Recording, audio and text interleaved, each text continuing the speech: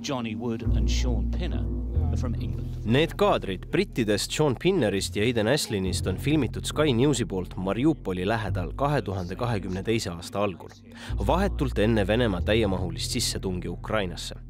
Shaun Pinneril on sõdurina selja taga 9 erinevat tuuri Lähis-Idas ja Ukrainas.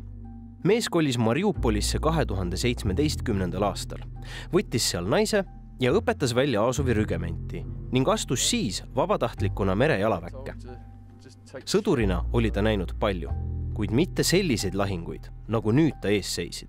Ja kõige vähem ootas ta seda, et langeb venelaste kätte vangi. They stabbed me in the leg to stop me running away. And then electrocuted me, gave me a mock execution, tasered me, beat me, and then drove me 2 hours to Donetsk, where I was then going to spend the next several months in Russian captivity. Enne veel, kui Shaun vangi langes, oli ta tunnistajaks oma kodulinna totaalsele hävitamisele.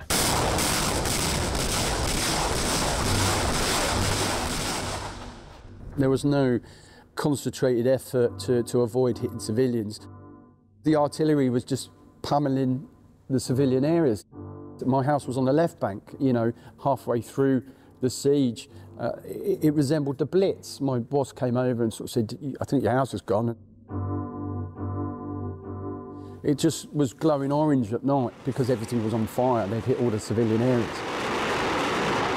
It's some of the hardest fighting I've ever done because not only are you surrounded, you have to get up or try and get some sleep where you can and then start the day again knowing you're surrounded. Then the only way you're going to get out is either by being captured or being killed.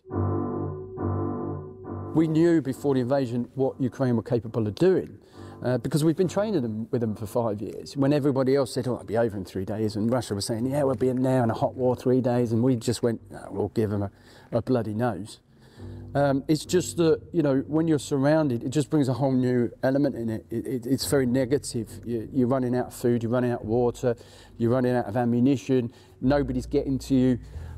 You know, by the time the order came to evacuate the position, I was like, great, now let's get out of here. We've done all we can do. You know, the position's folded. We've held on to Mariupol for 7 weeks. So it was about then surviving and getting out of Mariupol to then hopefully fight again on another day. Azovstali kaitsjad annavad end vangi.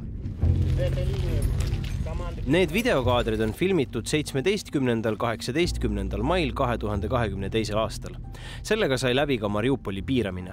Shaun langes aga vangi veidi rohkem kui kuu aega enne seda, 11. aprillil, kui ta koos oma üksusega püüdis teise terasetehase territooriumilt põgeneda. So we left about 3 in the morning when it was really dark.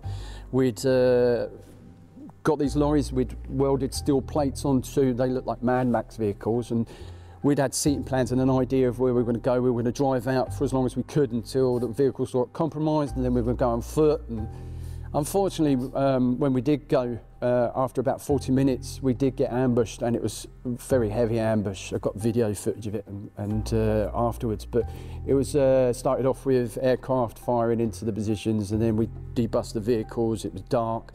And then sort of we all got split up on the ambush, so I lost my platoon trying to help somebody, an injured officer, into a building. I spent 2 hours trying to get out through buildings, trying to avoid the drones, trying to just get an idea of where I was. I knew Mariupol. I didn't know exactly where we were, but I wanted to get a landmark or a feature where I could then go, right, I know where I'm going now. And unfortunately, after about 2 hours of ducking and diving and hiding in buildings, and I was captured about 2 hours outside of Mariupol, and I'd literally walked 30 metres from a Donetsk People's Republic's forward observation position. I didn't even see them. They fired a shot, which I ducked. I was able to ditch my phone and make an assessment, and unfortunately it was such a clear day and I was out in the open on a sort of hill that I thought if I ran I'm going to get cut down, and I'd really got quite close to them. So I'd already planned that if I was captured I'd try and surrender to Russians and not DPR, and say my best Russian that I'm an English guy, don't shoot, and that's really how I was caught. I had to do that 30 30-metre walk of death to their position once I decided to call it a day. Surmakõnniks nimetavad sõdurid vahemaad, mida alistunud sõdur läbib käed üleval vastaseni, teades liigagi hästi, et sinu pihta võib igal hetkel keegi valangu vajutada. Shauni jaoks nüüd aga põrgupiinad alles algasid, sõna otseses mõttes. Initially, straight after I was captured, I was handed over to what I think were FSB or some sort of Russian regular police. They didn't have patches, but they had all the good gear. DPR, the Donetsk public soldiers, are very mismatched, militia type looking, 3 sets of camouflage, really bad rigs. These guys had all their professional gear, gangster grips, good optics, good weaponry, fast helmets. You know, they had all the good gear, and I thought, Spetsnaz, they have to be. They put paddles on my fingers and then electrocuted me before they said anything, and then just started to give me tactical questioning. And the electrocution was done on a field phone, I think, because they kept referring to, do I want to ring my wife, and making jokes about that. And once you've had one, it's really powerful. It's like your muscles pop out, you dribble in, you really trying to get your faculties together, trying to concentrate on what they're actually asking you. And then they do it 2-3 more times. By that time, I couldn't feel the stab wound in my leg anymore. It was just trying to get through that phase of capture, because I was electrocuted. My legs had inflated really badly. When I pulled down my trousers, the capillaries, the smaller blood vessels on my leg were bleeding, and I could hardly walk. When I got to the next, they just stitched up my leg wounds and said, you'll find discomfort here. At that point, up until that point, I really thought I was going to die, especially when they did the mock execution. Unlike the most of us, you have had a final thought. What was it? Can you tell me?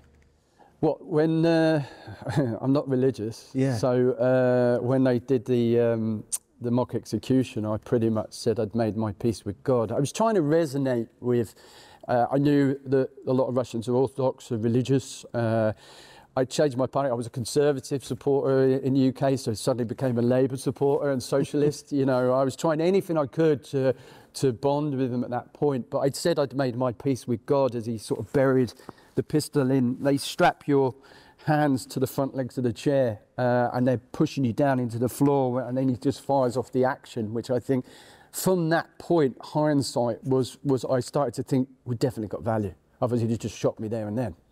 So I think in hindsight, I started to look at quite positively that I might get out of this. Järgmised kuud veetis Shaun Makiivkas vangis. Selle aja jooksul näljutati meest sedavõrd, et kaotas kehakaalust 30 kilo. Samal ajal kasutas Vene propaganda inglast nii kui jaksas. Intervjuud telekanalitele olid osaks igapäevaelust. Do you know the details of your release or the exchange by now? No, I don't know who benefited from it, how it came about. I know we got a good deal. We got 150 Ukrainians plus 10 foreigners for 55 Russians and Viktor Medvedchuk. And I'm told that it was the only good thing Viktor Medvedchuk has ever done. So, but, we saw Roman Abramovich on the plane, and he was an intricate part of it. We got treated very well in Saudi Arabia. We went to Riyadh, had full medicals, and we've been saying thank you ever since, to people and their involvement in it. Do you have a message to the audience watching us, to the Estonian public? It's not about denazifying, it's not about saving Russian speakers, it's a land grab, it's imperialism. And we've been saying that for 5 years. And the reason I talk now to people like yourself and different countries is because I've been saying it for 5 years. And now people are listening. For a large amount of time, it was the forgotten war. Nobody wanted to know. Keep the faith, keep going, and I'm sure we will win eventually.